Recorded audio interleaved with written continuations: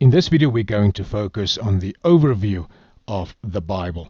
And the way we're going to do that is to focus on a schematic representation of the 10 major blocks of the Bible. And we will see that the 10 major blocks also follow the chronological timeline of the Bible. So the first major block that we get in the Bible is prehistory.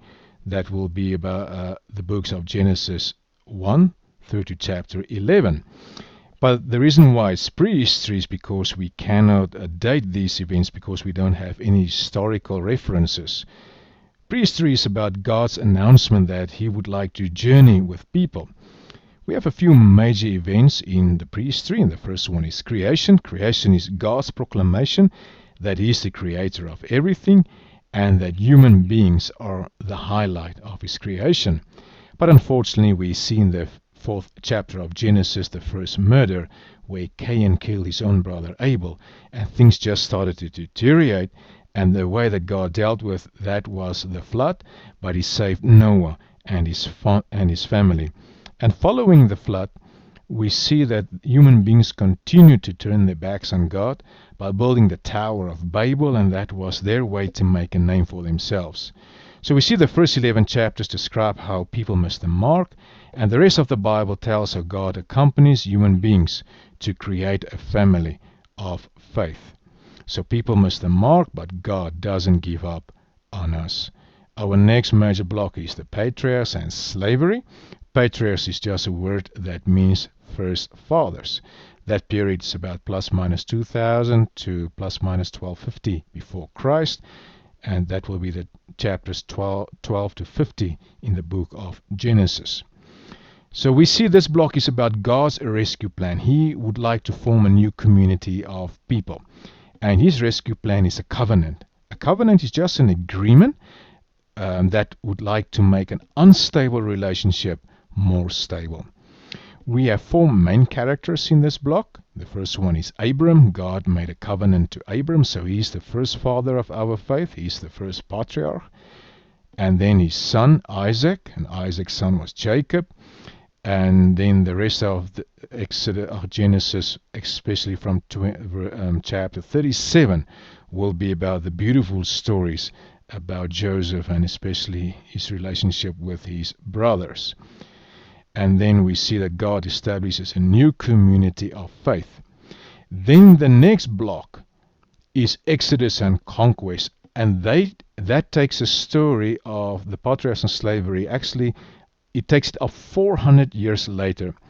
Because between the last chapter of Genesis and the first chapter of Exodus, there's a time difference of 400 years.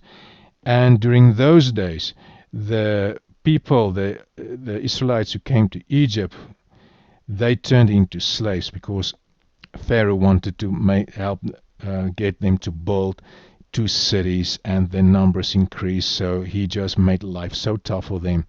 So after the time of Joseph, they turned into slaves. And then we have the third block, Exodus and the conquest, about 1250 BC.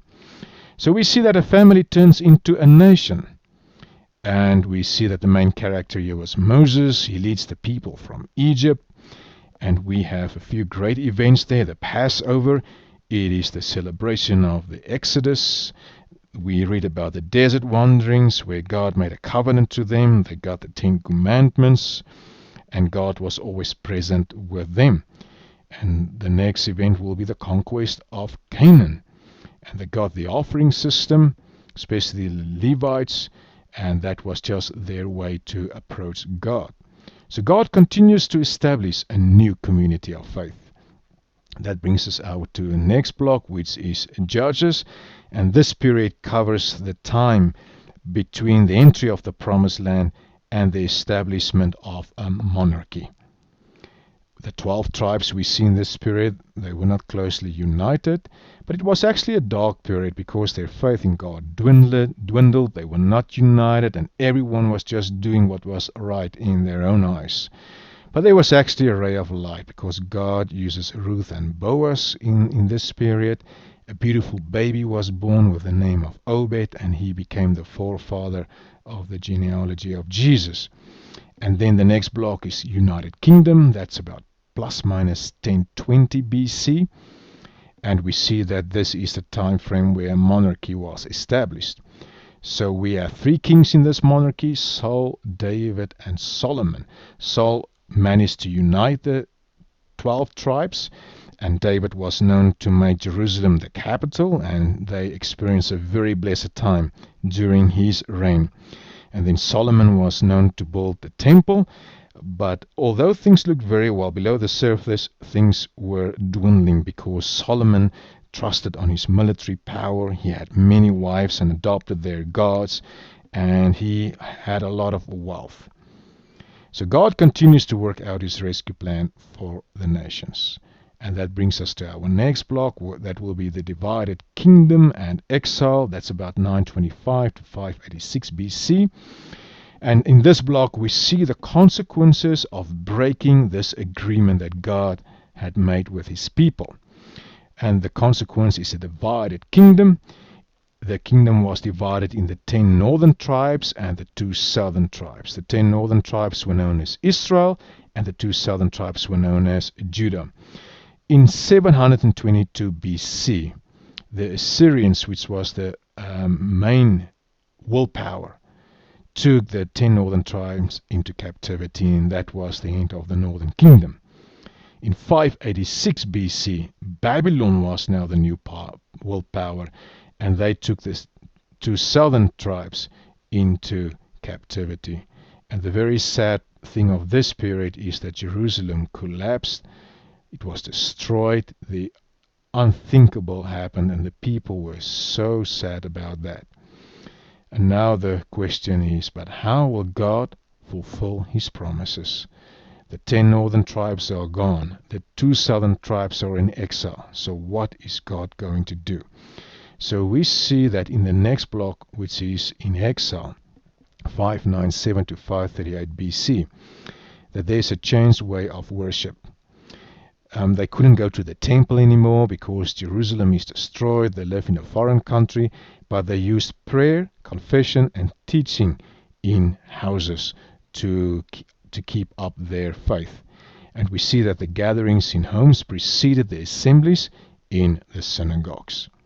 So God continues to establish a new community of faith. And now the next block is the return from exile. That's about 538 to 420 BC. And the Persians encouraged the repatriation because now the willpower is not Babylon anymore, but it's Persia. And they said, you can go back to your own country. And they actually returned in 3 different groups.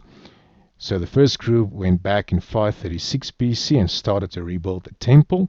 The second group returned with Ezra in 458 BC. And the third group with Nehemiah in 444 BC. So we see that God remains faithful, and then God also used prophets to point to the Messiah. Then our next block is the silent years, and the reason why it is the silent years, because there is no reflection of what happened in this period in the Bible. So we see in this period we use sources from outside the Bible that we see a lot of decor shift that happened in this period. The first one is a political decor shift. The willpower is not Persia anymore, but it has shifted from the east to the west with Alexander the Great. He was a very young general who conquered the whole world, and following him, the Roman Empire took over. On a cultural level, there was decor shifts as well, and Alexander the Great managed to establish a very strong Greek culture across the known world. There was also geographical shifts that period.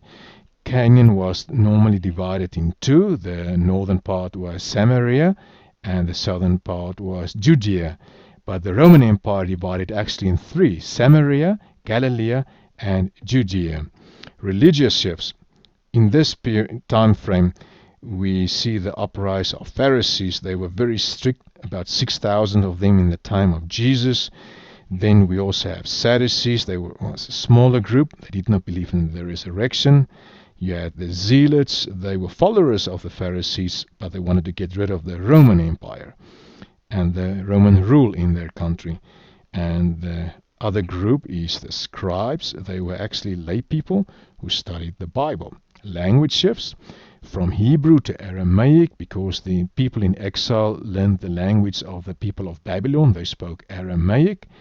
And when the Greek Empire took over, people started to speak Greek. So it's Hebrew, Aramaic, which is a dialect of Hebrew, and then the Greek language. So we can see that God prepared the world scene in such a way for the gospel to spread quickly, because there was a world language that people could understand, which was Greek. The road system was good, and there was peace in the world. And then the New Testament, the time frame is plus minus 6 BC. The reason why that is plus minus 6 BC, because Dionysius, who was responsible for our calendar, actually made a mistake of 6 years too many. That's why it's plus minus 6 BC. We have 27 books of the New Testament, and they can be divided in the 4 Gospels of Matthew, Mark, Luke, and John, the Acts of the Apostles, the letters of Paul, and then the general letters of James, 1st and 2nd Peter, and also 1st and 2nd and 3rd John and Jude, and also the revelations of John. So we see that God is faithful to his covenant. A community of believers has been created, and we are part of that. We are the church, and we also is the vehicle of God in this world to be his light and to show the world that God is still faithful and that God would like still to journey with people. You can see in the 2 devotions that the devotions also follow the chronological timeline of these 2 major blocks.